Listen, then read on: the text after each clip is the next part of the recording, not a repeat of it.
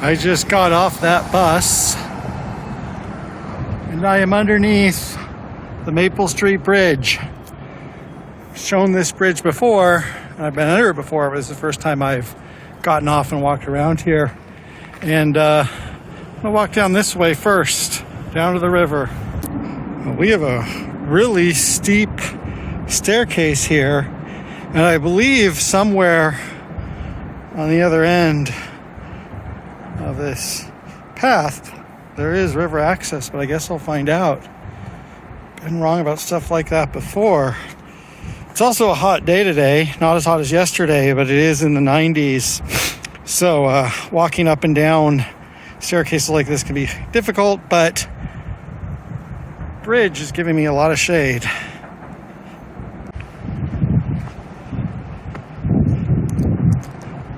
So yeah, this is a park. I'm assuming based on where we are, there's going to be river access. I'm just going to follow the trails. I guess even if there's not direct river access, there's probably going to be a place to look at the river and at least enjoy some shade.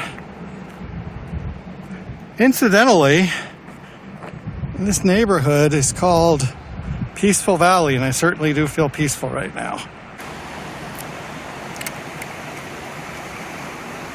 Well, here we are. One of the closest places, I think, to downtown Spokane where we actually have direct river access in this form to the real river, not parts of the reservoir and not just the side of the river where you can walk down and touch it. Touch water. I guess that's like touching grass. And it's not the most beautiful scenic place, but it's water. If you look up on the other side of the river, there's the development at Kendall Yards where we started out one of our longer centennial trail walks. Down here, not only do we have river access, it's like natural river access. So I'm gonna not slide. I'm gonna put the phone down and go down and see what's there. I lost my hat. There's actually a pretty strong breeze right here, right now, which is nice because it cools me off, especially as it evaporates water off of the river. And also, I lost my hat. I guess I'll just put it on and help me cool off. You can see there's people rafting here, quite a few people rafting. Water's actually also gone down quite a bit since May. It doesn't even look like the same river. Still rough through here. There's a sign here that talks about this neighborhood, Peaceful Valley, and that it was early Peaceful Valley houses were often humble dwellings, usually built by the owners. So at one point this was humble neighborhood, I guess that's their way of saying poor. And it also says it's always been a distinct enclave within the city of Spokane. And you certainly feel that when you're here, because you have like kind of these little houses nestled here. And then up there you have that big old bridge and you can see it beyond there. And a lot of the vibes here I got were kind of like of the Hawthorne district in Portland in 1994, if you can remember that. Most of you probably can't, which was kind of a bohemian district that later became a bourgeois district, then one of those Bobo things. And looking at these houses, you can see today these are not humble homes built by their owners, but it still kind of has that like set off from the rest of the world vibe here. Also feels very artistic and, like I said, peaceful.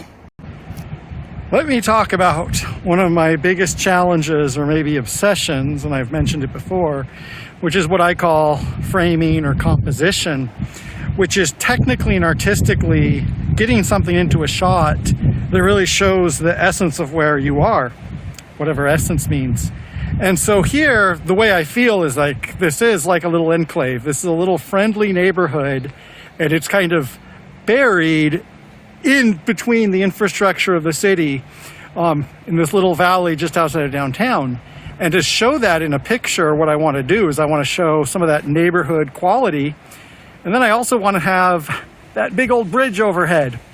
And I think this shot does it pretty well, but it doesn't show the skyline. And maybe I just have to go over here. And so a lot of times I look for something that shows that shot. And look at here, now the bridge is covered by the tree. Where do I go? And so that is one of my biggest challenges. Of course, I'm not like a trained artist. I'm a guy holding a Pixel 4. But what it really feels like to be here is difficult to get the right angle on, you know, literally and metaphorically. And hopefully I do that, but I don't really feel that I've shown everything, including, look, over here we have a statue of Ganesha. Now, how do I get it so we have Ganesha, the bridge, those houses? It's difficult to do.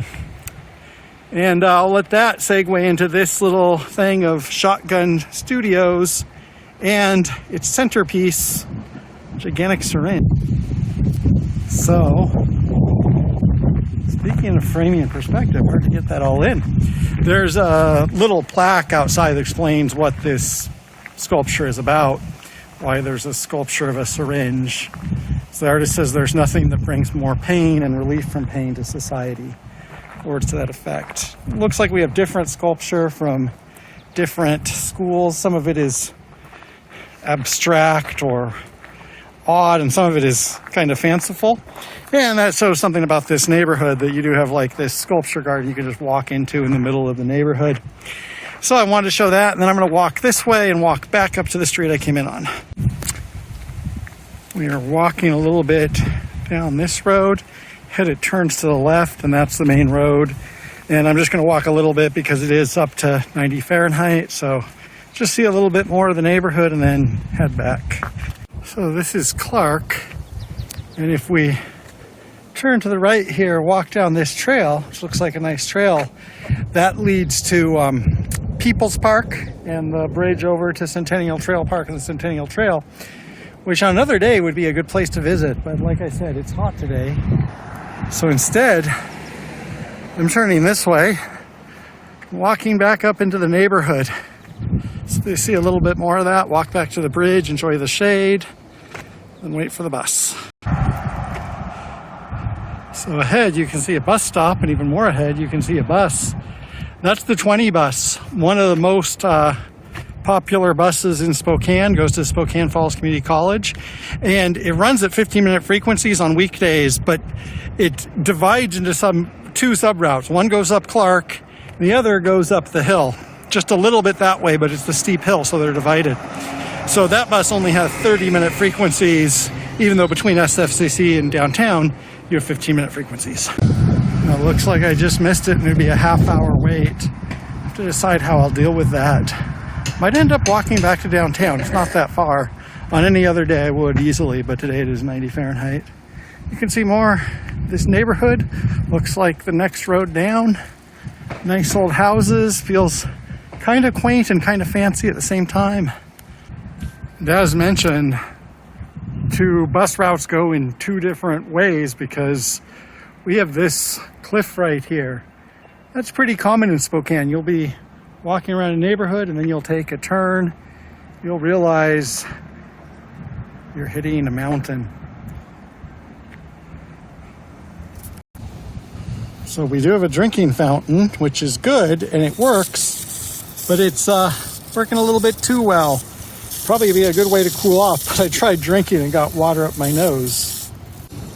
The secret is to press the button gently. There's an old brick school called the Cali School. Doesn't look like it's still open. I might be wrong about that, but that looks like it's closed. And one interesting thing about this neighborhood is I think it's pretty valuable real estate here. Nice little neighborhood close to downtown, Pacific Northwest. But along with some fancy buildings, you do see some buildings that do look a little bit tumbly. Don't know if that's an aesthetic thing or just a sign of the changing characteristic of the neighborhood. Like maybe 20 or 30 years ago, this really was still a sketchy neighborhood outside of downtown. And then you also have this old brick building. So a lot of stuff going on here. Ooh, now leasing. Do you want to lease an old brick building in Peaceful Valley? Of course you do. So if you look this way, there's some of the same old houses and some of the funky neighborhood vibe here. But you can look pretty close up there. You know, you're getting to those big brick buildings of downtown. So I showed one more neighborhood of Spokane. And like a lot of neighborhoods of Spokane, it has a lot of the same characteristics. Cute old architecture, lots of nature, and then kind of contained and changes very quickly too. So I just wanted to show that. It was a hot day. I wanted to go somewhere, but it couldn't go very far. So hopefully that was interesting. I'm just going to go over here. I'm going to wait for the bus and go home, and hopefully it'll cool down and I'll be able to go on some real adventure soon, but pretty good for Wednesday.